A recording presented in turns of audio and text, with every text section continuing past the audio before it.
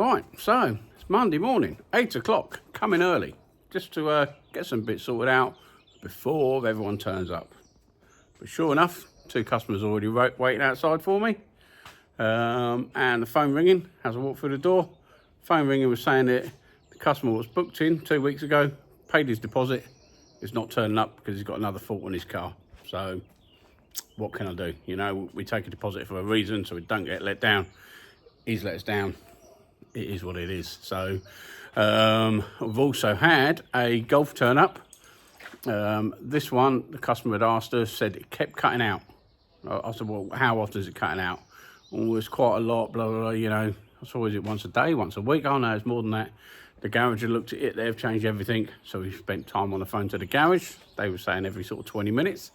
Then the customer phoned back, said, no, I've got it back, it's every 5 minutes. I cannot get it to run really well, so keep on, turn it off, we'll get it down to you. So he took the deposit. Then the husband's turned up, said he's changed the battery on it, and it's been perfect since. So, but he has dropped it down. He's paid a couple of hours. We might as well run through it.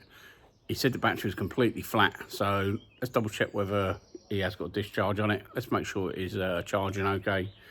You know, we're not here to nick deposits off people. We just want to run a nice, smooth workshop. So he's paid a couple of hours. Let's get into that one, see how we go. Got an XC90 turned up at 8 o'clock. With it stuck in park. Drives okay, does everything okay, but when you put your foot on the brake, it doesn't come out of park, so that should be fairly okay. This one, it's got an alarm fault. See that in the last week's. It's not played up on us at all, so we're going to pull the siren out of that, give it back to the customer. Had a lot of people talking about the transit. They're saying that the DPF can go into a default if it sees a temperature sensor high value, sort of 900 degrees. It can just prevent starting. Doesn't give any codes or anything. It just gets the ump and says no. So we're going to run through a lot of live data on that, see what we can see. Another fella did say he's had to do a software update on them. He's got the main dealer tool. He's local, so I may get him down to do that. This one is apparently it's got side lights stuck on, a wiper stuck on, and a cooling fan stuck on. We've never seen it do it. The customer come down to collect it the other day, and it done it to him instantly. Maybe it's him, but it's been fine. You know, it's been absolutely fine. So we're going to sit it there and just start it 10, 15, 20 times a day, see what we can do. So there are a few little jobs turning up. We've got one more coming down. I don't even know what that is. And then, yeah, I'll show you when it gets there. So first thing we do on a Monday is just quickly put the tools away. Well, after the coffee, put tools away, make sure the sides are all cleaned off. Quite a nice early start then. Quite a nice start to the week, get everything all freshened up. It's like making your bed in the morning. You feel like you've achieved something. If you've done this Friday afternoon as you left, you know, you're coming on a Monday morning, you don't really know where you're going, what you're doing, but this starts you off quite well. So we're going to get into that and get into some cars. I'll let you know how they all go. Okay, so it's 20 to 8. We've had another cancellation for tomorrow. So customers phoned, oh, I did try phoning Friday, but you weren't open. And yeah, I've got an emergency procedure turn up. So I've got to go to that. So that's why we take deposits, unfortunately. You know, do you think we're wrong keeping the deposit?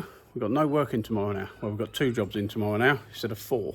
You know, we've been turning customers away. Customers who have had MOT failures have had to go somewhere else. You know, so again, we're committed, we're here. What should we do? But I think that's the reason why we take deposits. I mean, one, to stop them mucking about and trying to find somewhere else once they've booked in. But if it is a proper sort of cancellation, do you think we should do something? So let me know. So 9:15, customer phones up for a job what he's booked in for tomorrow. So he's had his mate look at it, who works at the garage. He's had a play with it, and he's not coming in tomorrow. Wants his deposit back. It's been booked in for 2 weeks, and now he wants his deposit back because he's taken it somewhere else. And when I questioned it, I said, why did you take it somewhere else? He's like, well, my mate said he'll have a look. He works in the garage. I said, well, you didn't do it, just jump out and do it for you. You took it down there on the off chance he could fix it, and then you just let us down. So yeah, another one. So it's 3 this morning. They've phoned up, not turning up. So yeah, deposits work, but they still muck you about. Right, let's see how the rest of the day goes. Okay, hopefully that's looking at me. We're using the gimbal for the first time properly while showing a car off. So this Volvo XC90 coming with a stuck in park situation, no brake lights. It's been to another garage, Volvo specialist. They've fitted a new brake light switch, didn't fix it. We've tested it through, and we found that we had lost power. Ooh, we lost power to the brake light switch. So it does say it comes from one fuse box or the other. Checked all that through, nothing. So we had to manually test it back, and it goes up under the scuttle, and I'll show you where that goes. So comes out of here, and we know it goes down. Now we know it goes down to this one, but they do list that as fascia 2. Don't know why, but yeah, power out of there up to there. All this crusty wire, it's not good. So you'd think it would be in there, and it's not. It's actually broken just as it comes out of here. So repair that, and that should be good. At the Golfing, that's the one what had the running fault, but the customer had changed the battery, said it was running okay. We've been through that, and yeah, it all seems okay. It has got a battery drain, but I think we'll concentrate on the engine running, give it back to them, let them run it, see how they go with that. So I've been on to Isaac from Barum Engines. He's helped me with setting up my gimbal, and it seems to be working okay as far as I can see. You'll have to let me know on that. And yeah, so let's do a little spin man shot. Da-da.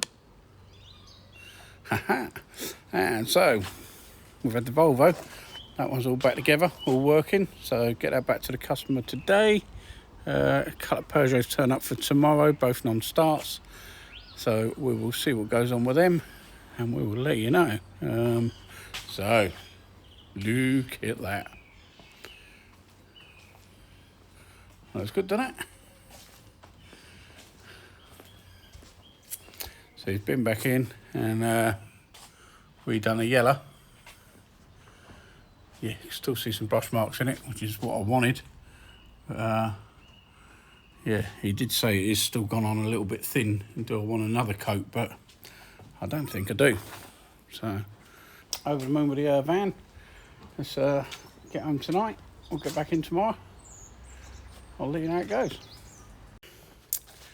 Right, so what we've noticed on the Transit is the battery was completely flat again this morning.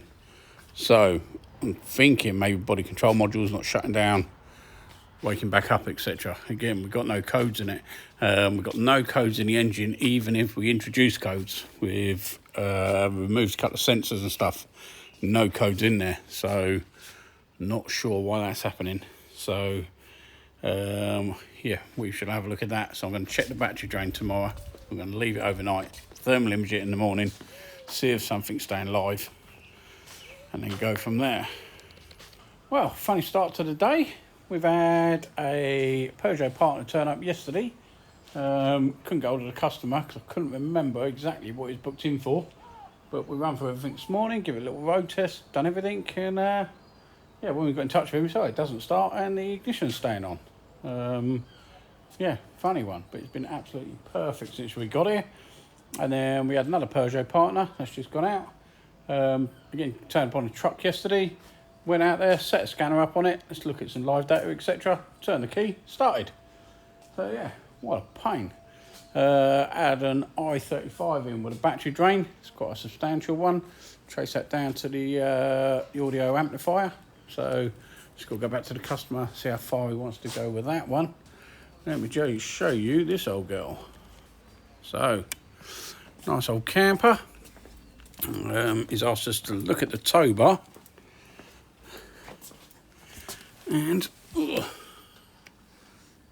that's what we're coming up against. The wiring's just been pushed down between the engine cover. Yeah, so if we get involved, we will want to rewire that. And a, what else are we looking at? Looking at a cigarette lighter socket. that's losing voltage, so it's got volt drop across it. And again, this is, look at that, burnt out fuse holder. Right, oh, there. Zoom in on there. Oh, gimbal's working a treat, look. So yeah, it's going to need a proper fuse holder putting into there. That's been piggybacked. It's been, there we go, with yeah, been joined in a couple of wires with a chocolate block. Then onto that, then another fuse piggybacked off it. So, zoom back here. So yeah, so this one's been piggybacked off it as well. Yeah, it's a mess. So we need to order a couple of fuse holders in for it. It's a shame, because she's a clean old girl. Right, end of the day, show you what we've had. So this one is RMS Diagnostics on the road motorhome. So we're going to go around, we're going to go up to see Impact Diagnostics. We've got 00 Racing to go and visit. So we're getting that done. What you haven't seen is any mechanical work being done by me. And I've cam belt, water pump, going to give it a bit of a sort out. But yeah, you don't see that very often here. So yeah, so we've got this combi van. Had that in about a month ago for an immobiliser reset, which we got all done. So the customer took it away. He had a fuel leak on it, which he's mucked about with. After that, he couldn't get it started. Said it was basically the same fault. But when it come in, it wasn't cranking. Had immobiliser faults listed, etc.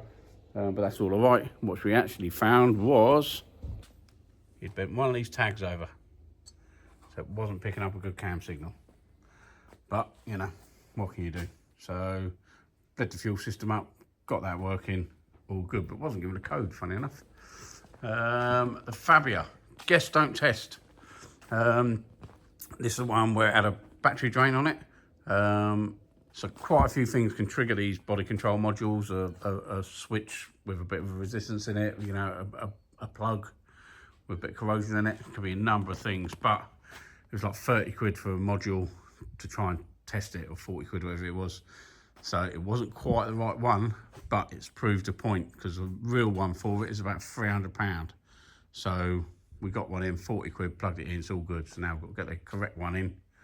And but it saved the customer another 3 or 4 hours worth of work. So, you know, costing 40 quid, but saved him possibly 300 quid worth of testing. So sometimes it's worth doing. Still no go on the Transit. Not really sure what's going on with that one.